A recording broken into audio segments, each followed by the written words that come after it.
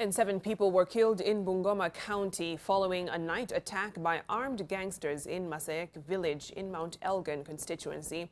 5 people reportedly from the same family were shot dead by the gang before they were slashed with machetes.